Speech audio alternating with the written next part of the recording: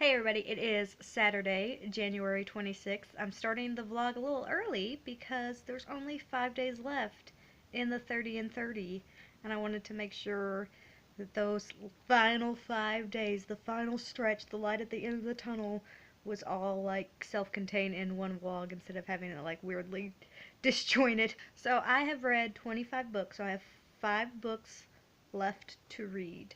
So I'm in the middle of 2 right now. And then I know what my very final, like my 30th book is going to be. Like, I know that. So I have 2 books that I still have to pick. A lot of it's going to depend on how quickly I get through this bad boy. This, may have been a mistake to do this one. It's really good. Like, I'm enjoying it, and I am having a blast going through it. I just finished book 2, because it's, like, broken up into 4 books.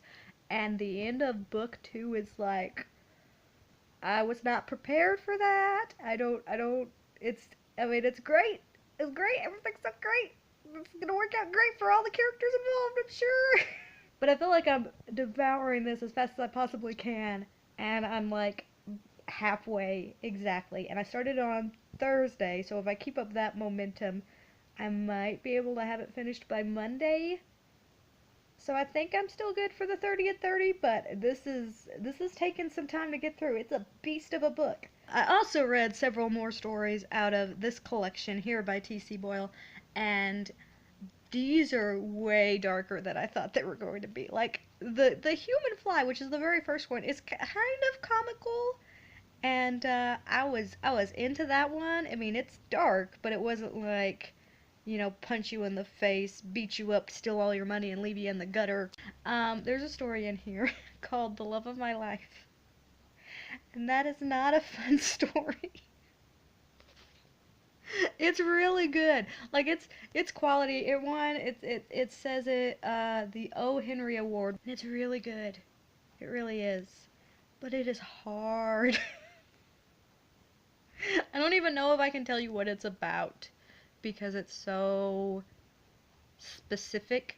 I mean, I guess I should just say what it's about, because reading it you'll want to know this kind of stuff going into it. But it's about like a young high school couple who like are so in love, and even though they're careful, they end up conceiving a child, and then basically do everything wrong as far as actually like bringing that child into the world, and some other stuff that I don't want to get into.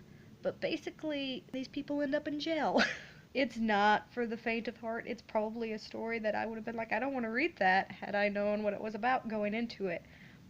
But it's real good. It's real dark. It made me feel awful for a while, and I had to go back to the lighthearted, Mists of Avalon to make myself feel better, because this is a feel-good book, I tell you. The basic way that I can kind of summarize the theme of these short stories is it's Americana through the years, mostly focusing on like high schoolers or very young adults, and just brutal AF. So that's what I'm getting so far out of these stories.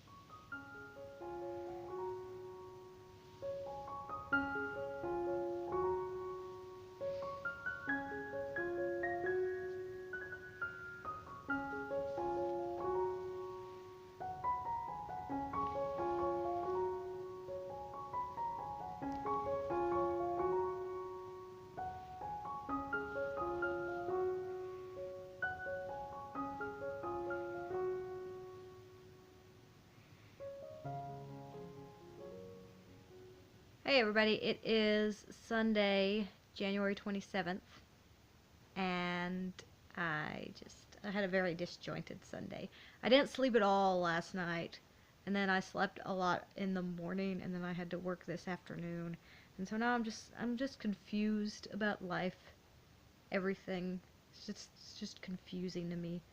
But yeah, throughout the day in my sleep-deprived stupor, I was able to ow, I was able to read through the rest of the short stories in this collection. There's definitely a good variety of short stories in this, and while several of them have like some really solid, like hard-hitting messages, I do appreciate the fact that T.C. Boyle talks about in the end of this book how he writes first and foremost to entertain. Like, he writes things that he thinks are going to be entertaining to people versus writing things that he thinks have, like, you know, a really deep, profound message that he's trying to get out. That's not really what he goes for when he sets out to write something. He usually just gets an idea in his head.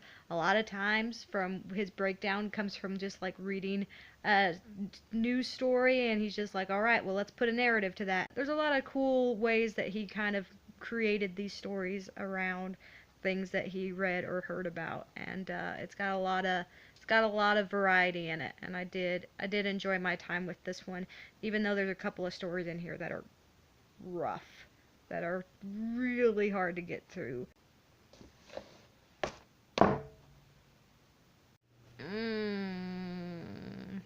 I'm so close, guys. Hey everybody, it's Monday, and yeah, I am so ridiculously close to being done with this. I have maybe about an hour-ish, I mean not even that much left in the audiobook. Like, this is my bookmark here. Look how close it is to the end. I am so close, but I'm so tired. So what I'm gonna do is I'm gonna kind of give a quick summary of like my final thoughts, because I don't think they're gonna change much, and then if they do dramatically change, I'll put it out there. But basically, this is awesome. It is a lot denser than I thought it was going to be, and I mean, obviously I thought it was going to be dense, but I didn't realize just how all-encompassing this story was going to be. I guess partly because I knew it's kind of part of a series, so I thought maybe that this was just a portion of these people's lives, and maybe that they would continue in other stories. But this goes from like Uther all the way to like the end of Arthur's life. And just the development in general is just astounding to me. Like, great character development. And I'm just absolutely, like, I'm thinking back about where these characters were at the beginning. And that's something that, like, is a big theme of this, is, like, reflecting on their youth in their old age. So it's a lot of, like, you know, when they're younger, they're looking to the future, and now that they're older, they're all, like, looking back and remembering what things used to be like. And it's just really interesting to have this all-encompassing story in a single volume. Like, this is a big book. Don't get me wrong. It's a big book. But to have so much story in it is pretty awesome. And to never feel, like, rushed. Like, there's some pretty significant time hops from time to time, but it always kind of, like, catches you up on what's happened during that time skip. And I never really feel like I've missed anything as far as these characters' lives or what's going on. Like, I feel like I'm completely in these people's lives, like their entire journey from beginning to end, and I'm not missing out on anything. And that is pretty astounding to me, that you can cover this much time and do it this detailed and have chapters that are just conversations, like long conversations about the state of things, and have it be as riveting as it is. Like, there's parts of this book that I feel like I shouldn't like as much as I do, because they're kind of slow paced. It's not like an action packed thing. I mean, it is a whole bunch of political intrigue, religious ties and pulls, and relationships, and struggles to, like, maintain some kind of order based on all of these differing opinions of what that order should be. There's, like, a few things here and there that are kind of actiony, but for the most part, it's all about the like internal struggles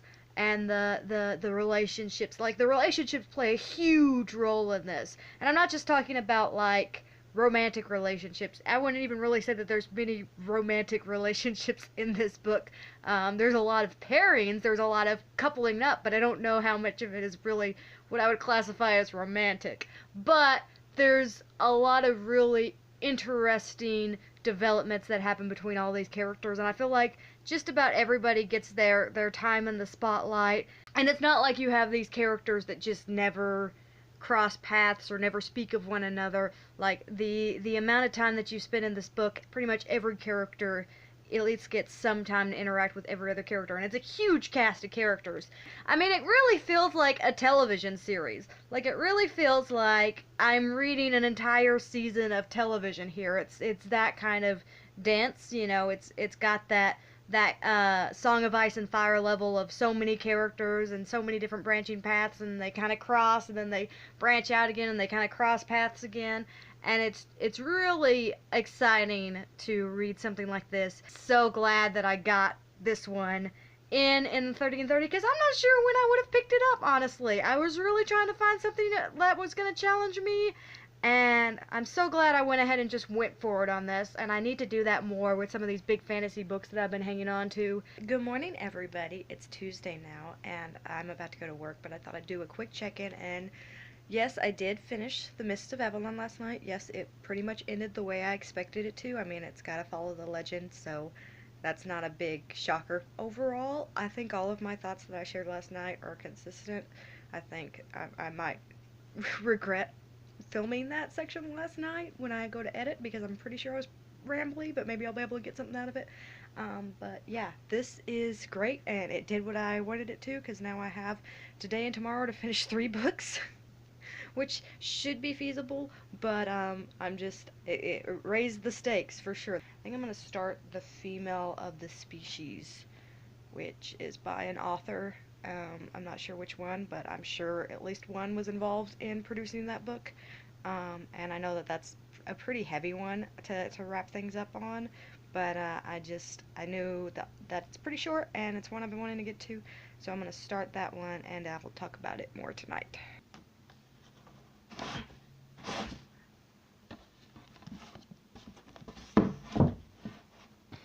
So I am back from work, and I just filmed for like 20 minutes, and I'm not going to use a lick of it. I was trying to talk about this book, which is The Female of the Species, and this is in fact by an author. It's by Mindy McGinnis, and it was something that I couldn't really figure out a great way to summarize. At its core, this book is about the issues that surround gender norms and rape culture and all of this like stuff that's very specific to things that I deal with in my life because I work with young girls.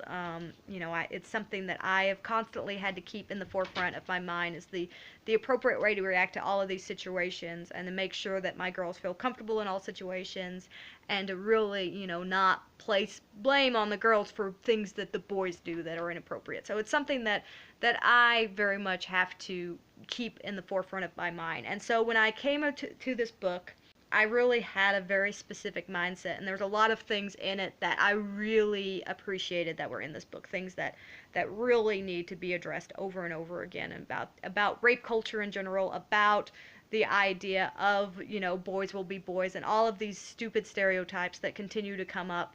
And it does a really good job giving a lot of those messages. I haven't really talked specifically about what this book is about. This book follows 3 perspectives, and it is 3 individuals who are graduating from high school. The first of which, and what I would call probably the primary perspective, is a girl who has lost her sister to a rapist and a murderer.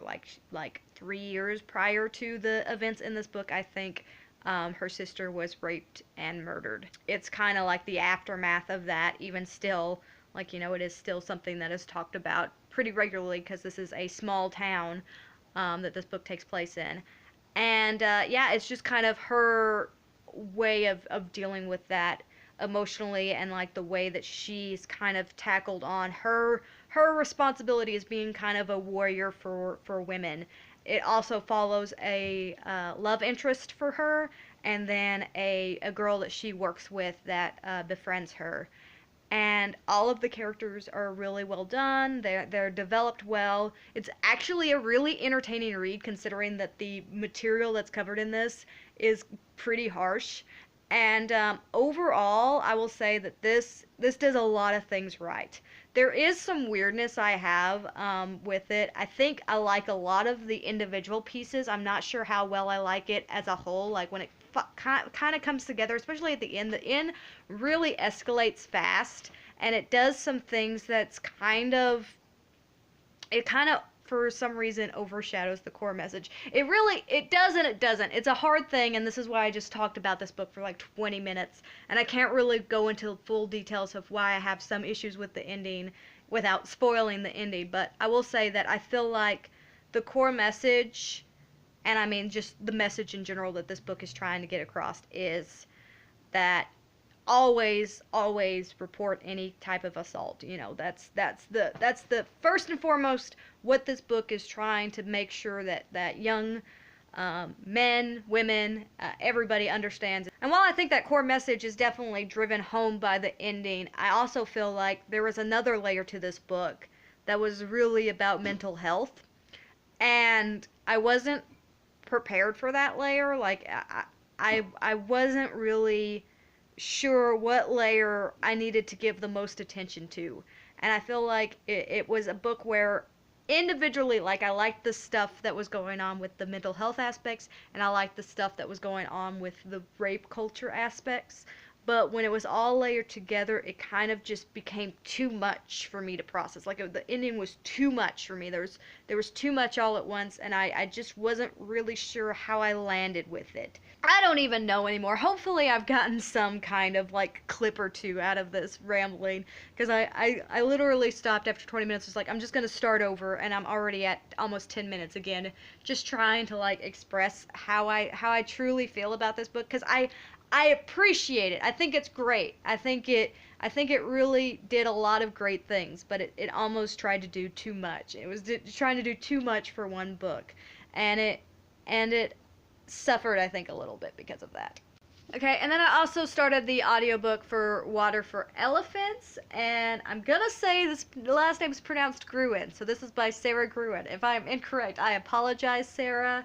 I'll make it up to you. I do think that this is, if I read correctly, this is the result of a NaNoWriMo book. Like, this was a NaNoWriMo book. If I'm wrong about that, I apologize for that as well. So this book follows a very old man. He's 90 or 93, he can't quite remember, but he's definitely one of those. And he is reminiscing about his time working for this circus as, I guess, a veterinarian. And it's not like a wholesome circus. Not that really any circus is wholesome. They're pretty awful. But it's an even less savory circus. Like one of the shows very early on that it describes basically just amounts to a woman playing with her breasts for a long period of time. So there's that. But it is surprisingly comical. Like, I really, for some reason, thought that this was also going to be, like, a heavy-hitting book, and I'm sure it is. I'm sure there's going to be stuff in here that's going to make me upset. There's already been some pretty, like, dramatic moments in it, like, not happy times, especially coming off of The Female of the Species. I was already kind of a little distraught, and then I went right into this, and it kind of face punched me a little bit too. The perspective from him when he's older is great. Like, what I've discovered is that I just love books about crotchety old men. Like, they're my favorite. They're so funny. They have just such a funny way about their outlooks on life, and it's really enjoyable to have that perspective and to go back and forth, because you do kind of like shift back and forth to the time in the circus and then the time where he's now in a nursing home. Hey everybody, it is January 30th. It is the final, the end is nigh of the 30 and 30. So I only have 2 books left to complete, and I am currently in the middle of both of them. I'm almost to the end of Water for Elephants, which I've already mentioned, and I'm enjoying this one. It is a really good period piece, and I can tell that there's been a lot of care involved as far as like making it really kind of realistic to the time. I mean, it really feels like a good representation of what circuses were like at that time, because honestly, circuses not a savory business, not a nice thing to be a part of. And I like that it shows kind of the underbelly of the circus and all of the unfortunate things that happen. My 30th book, the big one, that I've been like building up to is Harry Potter and the Sorcerer's Stone. Now I have read this before, but it's been a while, and I feel like it's time to have that conversation. I feel like it's a rite of passage for any booktuber to have the Harry Potter conversation. I have not read all of the Harry Potter books. I read the first four like 15 years ago, a long time ago. Barely remember anything about them. All of my Harry Potter knowledge is just because Harry Potter is so prevalent, like it's so in your face all the time. But I haven't actually read anything beyond the fourth book, and I haven't watched anything beyond the fourth movie because I was very adamant about reading the books before I watched the movie. So this year I'm going to read all seven, and I'm starting now with the lovely illustrated edition. Okay, real fast check-in. Got home. I was able to finish Water for Elephants during my commute. I did enjoy like the setting. I did enjoy the idea of a Depression era circus and a very like kind of grungy, like not savory kind of circus, and just that exploration. And yeah, overall it was fine. It was enjoyable, but it's just not really a story that resonated with me. I didn't really care for the ultimate conclusion. It didn't really have any impact for me. It was pure entertainment, and I enjoyed it, but it's not one that's gonna like be a cherished book of mine. But it wasn't bad by any means at all, and I did enjoy my time with it. So I got that one done, and I have 70 pages left in Sorcerer's Stone. So you can kind of see the clock there. It is just after 9. If I can't figure out a way to finish Sorcerer's Stone before midnight tonight, then there's like better be like a fire or something catastrophic. But I'm gonna finish this challenge. So I have made some popcorn, and I have a drink, and so we're gonna settle down and finish our 30th book. And yeah, I have a little ASMR action there for you. Enjoy that. That one's a bonus book vlog ASMR content. I'm just gonna start reading now. 30 books in 30 days, and I had like a whole hour and 10 minutes to spare. So did accomplish task. Anyway, this was really fun to go through. I loved the art. The art just adds a whole nother layer to it. And it's interesting for me to like really think about all of the stuff that's set up in this and try to figure out what's gonna come to like play out in later books, because there's more stuff in this book than I remembered being, like certain events that unfold and things that happen that make me think that they're going to come up again in later books. So I'm excited to see how all that unfolds. But overall, I enjoyed it. I mean, I knew I would. I know I find the Harry Potter books enjoyable. I'm just like not super obsessed with them the way that a lot of people are, which is fine. Like, I get why people like these books. I'm not saying that people shouldn't like these books. I'm just saying that they don't resonate with me as much as they resonate with other people. But that marks my reread of the Sorcerer's Stone, and I'll go on and read the rest of the series in a less time-sensitive manner throughout the year. And yeah, I've finished 30 books in 30 days. I'm going to do a wrap-up video that's kind of specifically discussing what I thought about the experience and my pros and cons of the whole thing, because there's some definite cons that I'm going to talk about, but overall I really enjoyed it. But anyway, I'm going to end the vlog here because I'm probably not going to read a huge amount the next couple of days. I'm just going to allow my brain to decompress a little bit. I've absorbed a lot of stories the last 30 days, and I've enjoyed my time, but I will wait until a few days have passed before I'll do another check-in, and so I'll just start another vlog there. And yeah, this was fun. I'm a little surprised how well it went. wasn't horribly optimistic. Oh, I'll see you in the next vlog. Hey everybody, editing Megan is definitely more observant than vlogging Megan, or at least more well rested. But I totally forgot to wish my niece happy birthday on the 30th, so happy birthday, Wendy.